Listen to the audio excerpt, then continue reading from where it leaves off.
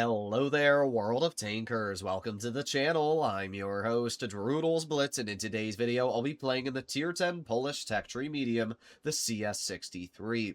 This is a very interesting vehicle, because I've heard a lot of high praise about this tank. A lot of skilled players say that this is the best medium, and it's the most skill-based tank. And there are some truths to that statement. This is a very skill-based vehicle, and if you know what you're doing, it can easily rip out crazy high damage battles. I mean, today we are going to be looking at a bunch of games that I've starred. In total, 6 games that I was able to easily break 5 to 6,000, almost even 7,000 damage. And when I've been 3-marking other tanks in the past, I really haven't gotten this many high damage games. So the potential of dealing very good damage in this tank is great, but it also lacks a lot of areas. First of all, its penetration is horrible. It only has 307 APCR, and that's with Cali. That literally gives this thing some of the worst premium pen, and you're genuinely going to struggle to cut through anything that has armor. Not only that, but its DPM, while it's good, is nowhere near as good as something like a Leopard 1.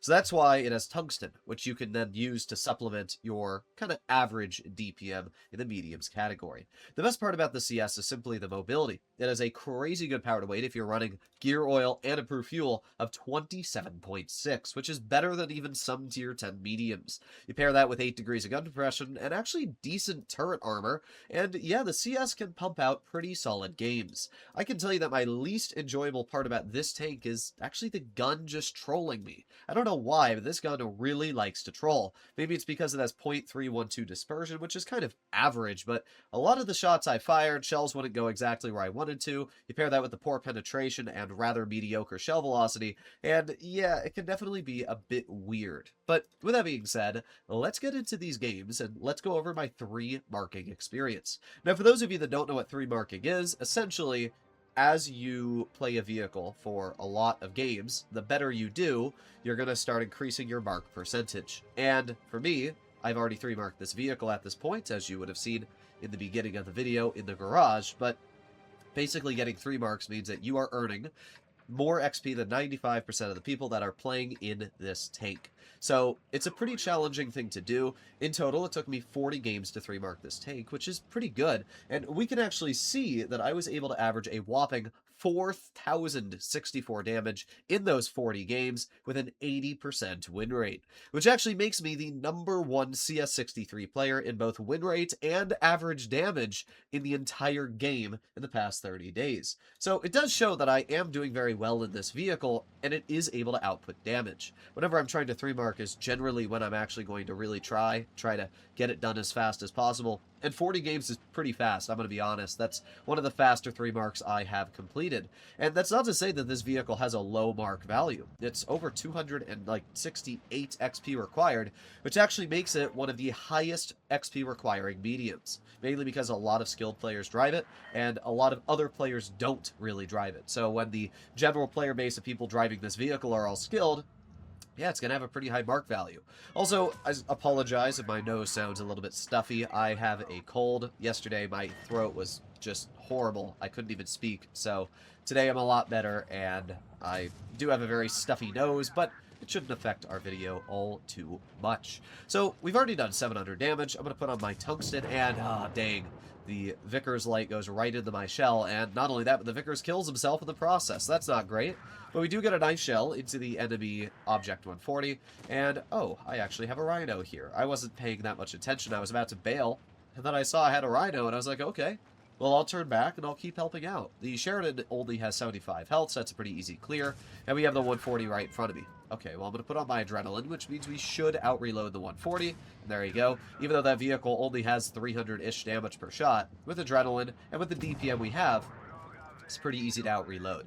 So we're up to 2,000 damage already, which is pretty nice. But there's still a full health 60 TP. Well, not full health anymore, but there is a very healthy 60 TP, a very healthy 2 and 5B, a half health Yo. Yeah, that's a lot of scary vehicles, so we got to be really cautious on what we're doing here. Right now, I don't really want to move in. The CS kind of plays like the Leopard in the fact that you are a mobile tank destroyer. You want to sit a little bit further back, and you want to bleed out players from a distance rather than pushing in and bleeding out your health. We have the enemy Sheridan spotted. Gonna get a nice shell into that player, taking them out. And that was probably the biggest threat that I had to deal with, so now that that player's gone, I don't really have to worry too much. We get a nice tungsten shell into the enemy 60 TP. I'm pretending like I'm leaving, and now that the 60's facing away, we're going to take a shot. Unfortunately, goes a little bit low and is not able to penetrate. Okay, well, we have the 2 and 5B, and even though they hit me, I hit them back just as hard because I still have my tungsten active. At this point, we are over 3,300 damage, which is pretty good. But there are still 4 vehicles left. We can see that that 2 and 5B tried to blind fire me, and I'm not going to waste my time on him. I'm going to focus bigger threats like the M6 Yo, the 60 TP, so let's move over here. And let's see. Well, the Yo's not really poking right now, but because our Yag isn't facing him, it's pretty obvious that this Yo is probably going to make his way behind the Yag. So I was thinking I'm just going to sit here, and there you go. The Yo does get spotted, so we'll aim it on his rear. We get a nice 340 damage. Unfortunately, we're not able to get another shell into the Yo, but we do see the enemy VZ, so we're going to aim it on his corner. Boom. Easy shell right into his tank, bleeding him out a decent amount of hit points. Just gonna wipe my nose a little bit. We got the 60 crossing, nice shell, 425 max roll. That puts us up to 4,400 damage, and let's see. So that's still a very healthy 60. That's definitely the big threat. And we also got the Yo. The Yo pens me once, and somehow bounces and fires heat as well. I think they hit me in the gun mantlet. That's really the only spot they could have bounced me. But either way, it's pretty good for me. I obviously know that I take them out with the DPM I feature, and I had tungsten and adrenaline. I was not messing around. At this point, we're up to 5,300 damage, and that 60 is still pretty healthy. 1,400 hit points left, so if we could get this full HP chunker out, that's a lot of damage. I know that the 60 TP's on reload, so I should quite easily be able to get 2 shells into this player. There's 1, there's 2, and now we're going to back up.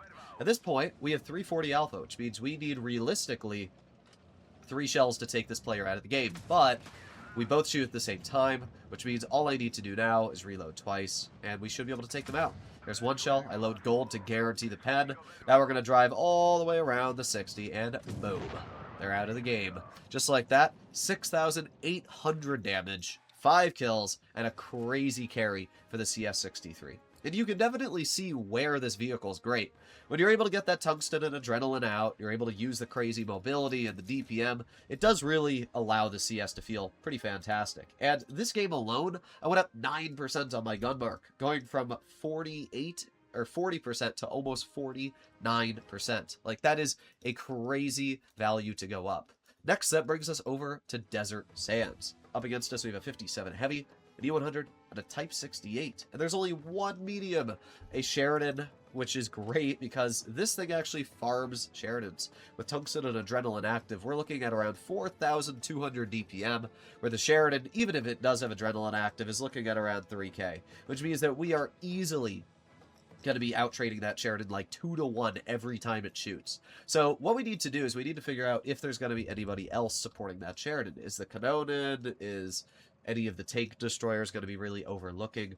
And that's really the big question. Desert Sands is one of those maps that I genuinely hate medium flank on, because if the enemy team full sends medium flank and you decided to go there, you're screwed, because basically you can't get out. It's a bowl.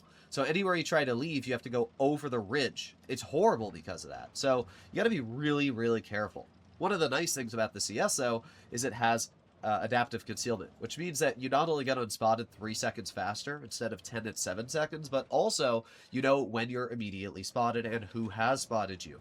This is huge because obviously when you're making your way through a battle, you don't want to be knowing when you're detected, or you want to know when you're detected, you want to know when you're unspotted. So having that little extra information does give you a huge benefit when fighting players, and especially ripping out damage. At this point, I've waited almost a minute here, and nothing is spotted. Sheridan is nowhere in sight, so I'm assuming, especially because I'm still not spotted, that the Sheridan probably went, and there you go, over to the other side of the map. Okay, so I'm expecting to be able to flank, but what the heck? Okay, there's a Cannonen. Well, there's our tungsten and adrenaline active. We get a nice shell. I find it so weird you can't high explosive the rear of a Cannonen. Does that make any sense to you guys? It's literally a Leopard 1 hull, and I can't HE it. That makes no sense. But Cannonen misses me, which means that they literally deal 0. Oh, never mind. My 340 alpha is going to roll 257 on a one-shot. Yay, thanks, Wargaming. I love my RNG. Well, we still took 1,500 off that player, and their game's over. And now we have the Sheridan. They do hit me, but I hit the back. And as I said, I basically outtrade the Sheridan 2-1. So every time the Sheridan shoots, I'm able to hit the back. I shoot them in the track wheel to waste the repair kit. 7.52 hits them twice. And we're just going to chill here. Let's see. Sheridan misses the shell. Okay, let's aim it on his turrets. Dang. You can see the gun kind of trolling me there. And I'm even running V-stabs, which gives me better on movement dispersion, but I guess not. So we got a nice shell into the Sheridan once. We're just going to chill here. I'm going to poke him hull down so that he can't do anything. And there you go. Sheridan's out of the game. Okay, we're almost up to 3K already. That's pretty crazy just from farming a Canonen and a Sheridan. But we still have a very healthy E3, E100, Type 57, I mean T57. They got a lot of vehicles, so I got to be careful here. I'm aiming on the back of the E100. We'll get one shell into his tank. We've got our tungsten active, so there's 400 damage. Let's reload again, and another 380. That's almost 800 hit points we've taken off. And for some reason, the C100 is not facing me, so we're able to get one more tungsten. That's 1,200 HP we just stripped off of that player, now putting me up to 4,000 damage. Obviously, I don't really want to fight that E100, though. He's running the big gun, which means that it's able to deal 645 damage. That's literally 2/3 of my remaining health. I don't really want to deal with that. So, there you go. Gun trolling me again. That's what I mean, though. Shots like that really frustrated me in this vehicle. They shouldn't be missing like that. This is a medium with pretty good on-movement dispersion, and I don't know. It just misses shots like that. It's very frustrating when it does, because that just rips away my damage that I'm trying to deal. So I'm not able to hit the type. I was hoping I could drive enough over the ridge to be able to see him, but he pulls in a cover, so I'm not going to be able to hit him. At this point, I know I'm unspotted, so I'm going to try and flank, and we'll see if I can take the 100 out of the game. And fun fact, apparently, you can't drive through those little rubble piles there. I haven't ever tried to drive through them in like 10 years, but still, it's kind of ridiculous you can't drive through them in a freaking tank. So there's the 100. He's not facing me, which means I'm able to drive right around him like this. And this is where having that light tank level of mobility allows you to just very easily outmaneuver heavies and super heavies. So even though you might not have a lot of pen, you can still easily take advantage of the DPM it has. So now we're going to drive behind the E3. We got the YAG, so we'll put on tungsten, got a nice shell into his vehicle. I'm going to ignore the YAG because I'm a greedy little hoe, and I'm going to go for damage. There you go. Nice 365. Let's reload again. Unfortunately, I actually didn't get as much damage as I could have in this game. The 57 Heavy still had 600 health. The E3 still had 520, and we finished because of base cap. I do play Supremacy only because you get more information. Some people might say, especially skilled players might say, oh, well, you could have averaged more damage if you were playing an encounter. And that's true, but playing in Supremacy also gives you the advantage of knowing when people are in bases, which means that you can outplay them, you can outposition them, and that's pretty huge. So, especially when I'm in a medium tank, I'm always going to go for Supremacy. And listen, even though I probably could have done around 7,000 damage this game, dealing 6k, getting 3 kills, and still putting my mark up another 6%, up to 55%, is still pretty dang impressive. So I really can't complain all that much. Now we arrive to Canyon, and Canyon is a very nice map for any hull-down medium. You might say, oh, well, the CS doesn't actually have armor, but that's really not true. If you're using max gun depression, or even just slight gun depression, you can see that the upper half of the turret becomes an auto ricochet, and even if you're loading gold, it's pretty dang strong. That is simply because of the fact it is a very steep, rounded angle, and as you know, things that are round get really sharp as they get towards a further bit. So this turret being almost a perfect circle allows it to get really good auto ricochet and bounces when you're using gun depression, which means you have to hit these little windows to the left and to the right if you actually want to reliably pen the tank. The upper plate's also an auto ricochet due to AP and APCR bouncing at 72 degrees. In other words, you're actually going to struggle to pen the CS-63 when it is using its max gun depression. That's not to say it's a hard pen. Like, if you know where to aim and you're a decent shot, you'll be able to hit it 9 out of 10 times, but a lot of people don't aim. They just snap their shells. And that's great because if you're hull down, if you get 1 out of, every 2 shots fired at you a bounce, and then in return you're just farming out whatever it is, that's really where you have an advantage over even something like a Leopard 1. So what we're going to do is we are going to poke this ridgeline hull down, and oh, we got a 62 in the open. Okay.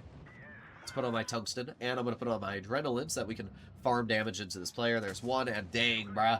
With the shell velocity being so bad, before my shell could actually reach that 62A, he was already able to angle. And we can see right there, the 62A going directly through that turret cheek I was just talking about. So, yeah, the turret cheek, it's not crazy strong. And you'll also notice that the 62A almost is red. That is ridiculous. The fact that even with premium ammo, because this thing has such bad pen, I almost cannot pen the 62A. It's pretty wild. Look at that. Even loading gold, I couldn't pen the 62A in the upper plate there.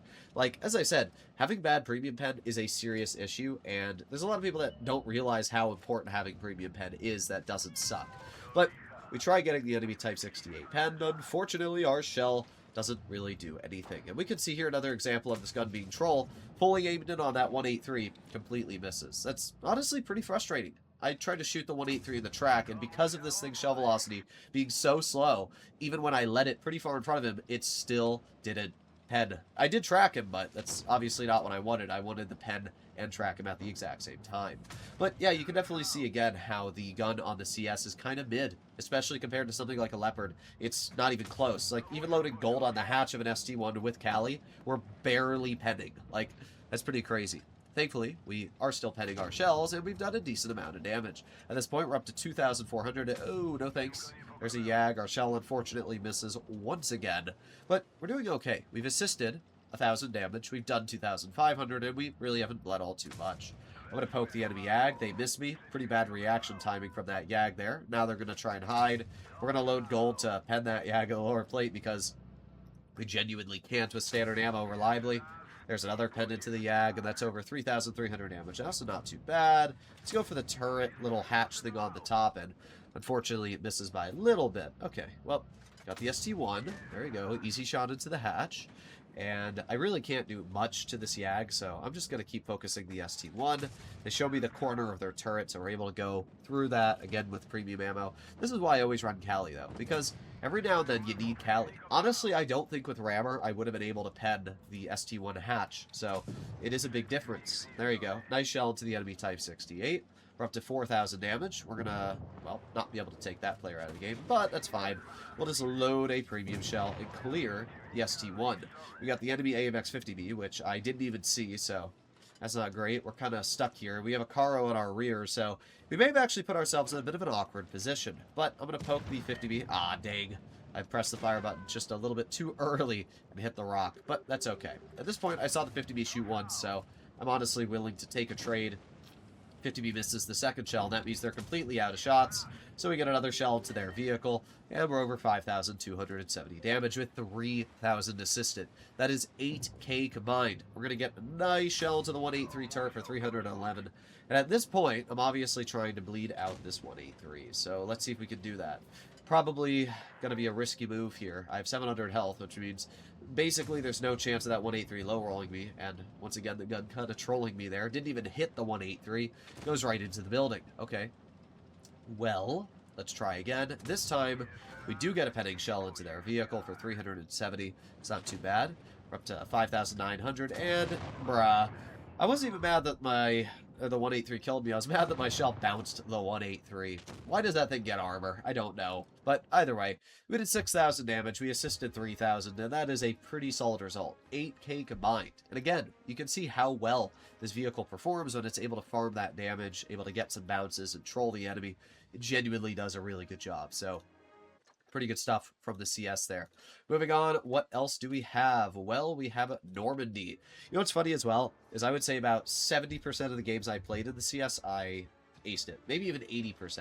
Basically, any game that I did over 3,000 damage was an ace in this vehicle, which is so weird to me. It's so weird that this tank has a very high gun mark value, yet it has like one of the lowest ace bars in tier 10. It's so weird because you'd think if people were performing so well in this tank, it would have a really high ace bar, but it doesn't, which is just very confusing to me.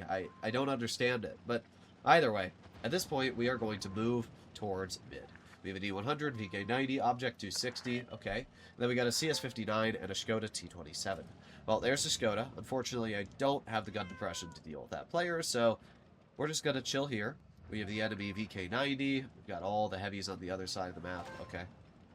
Well, at this point, I was kind of thinking maybe I can push a little bit wide over here and potentially spot something. Well, not able to just yet. We got the 260. Nice, there you go. But we get shot by what is most likely a CS-59 spawn camping in the back. So that's not amazing. Okay. Huh. Let's reload. I don't know what to do right now. Our Sheridan, the Blitz of Droodles, is going to push down to base A. And they kept asking for help, but, like, pushing down to A is generally not a good idea, because you're giving the enemy the height advantage over you if they are above you, which is not great. And as I mentioned, there's a CS-59 over there. Wow, that shell went far off. There we go. CS-59 gets spotted, so we're going to put on my tungsten right when I get my shell loaded. That way we can take advantage of 3, maybe even 4 shells of tungsten and adrenaline. There's 2. Light them on fire. That's 514. Let's reload again. Boom. There's another 369. And yeah, you can definitely see where this gun does feel crazy. When you're able to get that tungsten and adrenaline and you're able to farm, that's pretty wild. And then you can see the CS getting mad at me. I'm like, bruh, why are we getting mad at me? I literally did my job. I'm bleeding out the medium. I replied, first of all, I'm actually Droodles. There we go. Nice shell into the enemy Skoda T-27, but they are able to slam a shell into me in return, so we're going to back up, and okay. We're doing all right. We got the enemy 183 on the other side. We got basically their whole team on the other side. Trying to slam a shell into the CS, or the Skoda T-27, but we're not able to. We're going to get another shell into the Skoda there, though. And we got the 260. You can see the guy said, I'm not Droodles. I said, want to bet. I was like, bruh, what are we doing? What are we doing? Alright, let's see. I'm going to try and blind fire the CS again. Fortunately, we don't hit them. I'm really just trying to take that player out, because the last thing I want is while I'm shooting at the 183 and these players in mid for a little rat and a medium to still be hitting me spawn camping. But we're doing pretty good. We're going to hit that 183 twice, bleeding him out about 700 health, and that puts us up to 3,085 damage now, so that's pretty good. We got the enemy 260 in the open. We're going to go right for his upper plate, and not bad. 3,400 damage now. We got both our tungsten and adrenaline back, and I'm going to go for the VK-90. That vehicle is a much bigger threat than the 260 is, so we'll get 1 shell into the VK-90, then we'll get 1 shell into the Object 260. We're going to reload again.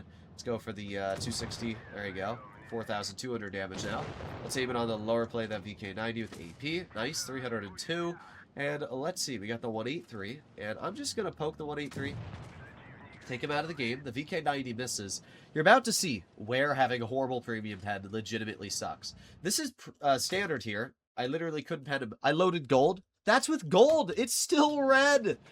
That takes lower plate with premium, but with Cali is still red. This is with Cali trying to hit the hatch. I luckily hit that little pixel, but like still, that is insane. And this is why, as I've mentioned in the past, having bad premium pen legitimately sucks. Like, I cannot pen that VK-90 anywhere. And you might say, oh, well, use your mobility to flank him. I am. But it still doesn't change the fact that that thing has crazy good armor, and I literally cannot pen him in the lower plate. So we're going to try again. I'm going to load gold. Look at that lower plate, dude. Thankfully, I'm skilled enough to know that I can cut through the track wheel, but that's ridiculous. I'm sorry. It really shows how insane the armor of the VK-90 is and how bad the pen on the CS is. A Leopard 1 would not have had that problem. Loading gold would have cut right through that VK-90 lower plate. So at this point, we got the enemy CS-59. That shell misses by a quarter mile. Let's move up a little bit further, and we'll see if we can get the clearing shell into the enemy CS. Nothing here. Okay.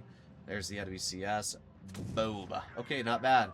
We dealt 5,756, but we also had a blind shot, so we actually ended up dealing around 6,000 damage. That is pretty impressive, especially when you realize that we got 5 kills. So, once again, we got another ace, a really good game using the mobility and everything else in this vehicle, and yeah, I mean, once again, we can see just how capable the CS-63 is when you're able to use it properly. That brings us to the final 2 games to talk about. This one here is on Fort Despair. And I know some of you might say, why does your Fort Despair look so green? And that is because I downloaded a mod that makes my Fort Despair look a lot less ugly than the one that Wargaming put in the game. I honestly hate the orange kind of horrible rusty looking colors that Fort Despair has. I think it looks way better with kind of a greenish hue.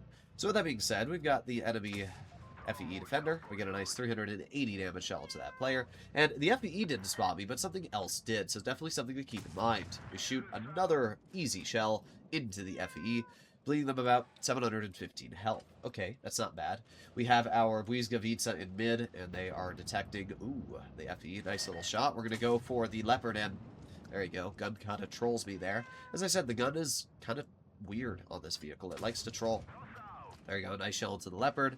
Okay, well, believe it or not, we actually didn't troll. We blind fired somebody because I just saw the badge that said I did 1,300 damage, and we can see that the Skoda T27 is actually down a little bit of health. So I guess that makes a little bit more sense. I did not notice that until just now, but that was a troll shot, and that was a great example of where this gun is weird. So, there you go, nice shell into the Leopard, bleeding him out about 320 health and putting us up to 1,600. Okay, we got an IS-8. Type 71, and a YAG. We're going to go for the upper plate of the type. I genuinely did not know if that was able to pen or not, but that's why I'm running Cali, right? We're going to go for a shell into the hatch of the type. And there you go. You can see the armor actually giving us a bounce. As I mentioned, the armor on this vehicle is not bad, and you can definitely get bounces with it. I activate my tungsten, but it doesn't really matter when I get a max roll anyway. There you go. Second shell, clearing out the YAG. I guess tungsten guaranteed I would low roll the YAGs. That's nice. We got a shell into the IS-8 for 416. That is a very juicy shell, even for tungsten. We're going to go for another shot, another 313 damage. That's 3,780 dealt. Let's reload again. 3, 2, 1. Boom. Another 425 max roll. Man, we got really lucky. We procced that 2 times in a row. Now, what are we going to do? Well, the Leopard, for some reason, is just sitting there. So we'll just get an easy shell into the Leopard, bleeding them out. And let's see, we got the IS-8. I don't really care if the IS-8 hits me. I have enough health that I'm totally fine. So we'll get a nice shell into the type. There's 340. We're up to 4,800 now. Let's reload again. And boom, another nice shell into the type. 354. All right, well, the Błyskawica unfortunately dies, but that doesn't really matter too much to me. We get a nice snap into the type for 270. Not a crazy roll, but a pen's a pen. Another shell into the type for 350. And we're up to 5,500 damage. The Leopard, for some reason, drives out into the open again. Good job, bruh. You're gone. You're gone. And let's aim in. Boom. Tungsten shell. Clearing the Skoda T27. And yet another 6,100 damage game. Getting 3 kills. And a pretty easy result. So with that being said, we can clearly see the CS-63 has not been struggling to rip out games. I mean, this is 6,400 damage. I honestly was surprised at how well the CS-63 was performing. Now, that's not to say that I didn't have some mediocre games. I was actually averaging closer to 4,500 damage when I had all these 6K games going on, but unfortunately, my average damage kept going down and down and down because towards the end of the gun mark, I was getting games where it was filled with mediums instead of heavies. You can see that most of these games I've been able to deal 6K. There's a lot of heavies, and that's because heavies have more health, they have less DPM, and you're able to farm them out. When you're up against like 3 or 4 mediums, that's really when this vehicle starts to struggle because it doesn't have much armor. Its pen genuinely struggles against vehicles like the E50M, and not only that, but yeah, you're just looking at a lot less health. The average medium is 1,800 health. The average heavy is like 2,600 health. So you're looking at like 800 less health every heavy, or every medium versus a heavy. So if there's 3 heavies versus 3 mediums, you're looking at like an additional, 2,000 health potentially. We get a nice shell into the enemy bat chat. They are running the 4-shot, so they bleed me 250. I hit them for 340, and I'm going to poke them again. I hit them for another 335. They hit me for 206, so I outtraded them by quite a lot there. They only have 1,100 health left. I have almost 1,400, so not great plays from that bat chat. Oh, Riley's Auto Parts. That is a lot of dangerous vehicles. We have an E100 at type and a Waffle. I don't really want to deal with that. And there's more to come. You're going to see an E4 also get spotted in a moment. So, yeah, that's not very fun. I was expecting the enemy team to full send, but they aren't so far. So we're going to get a nice shell into the enemy Waffle. And we're going to reload again. 3, 2, 1. The Waffle's not looking at me. I guess I could have HE'd him, but honestly, most people running the Waffle are going to be using Spall, so I didn't even want to risk it. We have the BZ-75 over here. Let's go for a nice shell into his turret. There we go, 279. We're going to put on my Adrenaline, and now let's put on my Tungsten. Another 419, and the BZ-75 backs off the hill, gets killed by the mouse. That's pretty good. Now I see the U100 crossing in the open. Okay, well, I'm going to go for the U100. This looks like a pretty easy bleed, so let's move over here, and boom. There you go, 391. That's 2,400 damage, and, what do I want to do? Well, they have the E4, which is full health. I don't really want to deal with that, so I'm not going to. They also have the Type 71 over there. That's a lot of HP. I don't really want to fight that. But you know what I do want to fight? A full health IS-8. But first things first, let's take this Bat Chat out of the game. Boom. Bat Chat is gone. That was by far the biggest threat, so we don't need to deal with that anymore. Now we can start farming out the IS-8. We get a 376, and at this point, I see that there's really not that much left, so we're just going to drive behind him. Get a nice shell into the IS-8 once. Alright, and as you can imagine, this is an absolute farm fest. And for some reason, his IS-8 just isn't looking at me. He's continuing to shoot people in front of him rather than behind. So I'm just going to keep tracking him. There you go. Another 345. We got our tungsten back, but it's pointless because the IS-8 only has 540 health, so I'm guaranteed to kill him anyway in the next 2 shots. So we got 1 shell into the IS-8 and 2 shells. That player is out of the game. I was really hoping that this E100 wasn't going to drive out into the open and bleed himself. He had 2,200 hit points a moment ago, and he decided to drive out towards our teammates. If he didn't, I could have honestly farmed out that player for maybe an additional 1,500 health, which would have put me at like 5,500 at this point. But we're going to flank. Let's speed up a little bit on the replay. We got the enemy E4 in front of us here, and let's go for the hatch. There you go, nice shot. Even though the E4 has less health than me, I still have to be really careful. That thing has like 3,200 DPM and a 630 alpha gun, so I don't really want to fight that. But so far, we're doing pretty good. 5,500 damage dealt. We got the enemy type. I try to hit him in the side of the turret, but I aim into the mount a little bit, so my shell doesn't end up hitting. Let's go for the hatch. I was going to try and hit him in the turret cheek there, but unfortunately, again, with the thing's really bad premium pen, I'm just not able to pen. So, E4 shoots me for 530, but I can obviously get 2 shells into him for every 1 shot he hits into me. And with tungsten, I'm able to actually deal more than he was able to deal into me. So, we're going to back up. Unfortunately, I'm not able to hit the type, so at this point, I'm like, well, he can't kill me, so I'll just load a tungsten shell to his side and take him out of the game, and there you go. 6,644 damage. This could have been a crazy high farm if that E100 did not get farmed. I probably could have dealt closer to 7,500, maybe even 8K, but oh well. I can't get all that mad. Overall, these were definitely the best games that I played in the CS while 3-marking it. And as I said, I averaged over 4,000 damage, and I had an 80% win rate. It's such a good example of the fact that this thing is actually great. I have to admit, I may have been a little bit wrong about the CS-63. I've always considered this tank to be strong, but I didn't realize just how incredibly strong it was. So, I will admit, I think the CS-63 is quite the capable vehicle. Now, do I think it's better than a Leopard 1? I can't say so, because I haven't played the Leopard yet. I've not played this tank at all, really, in the last couple months. So when I 3-mark the Leopard, I'll really be able to give my fullest opinion on what I think is better. But what I can say is that the CS is quite a capable vehicle, and I can understand why skilled players like driving it so much. The gun is great, the mobility is great, and when you add all that together, it genuinely allows the CS-63 to chunk out damage. So hopefully, you chunk on that subscribe button, and if you want to see more videos like this in the future, make sure to smash it. I'll see you all in the next one. Bye-bye.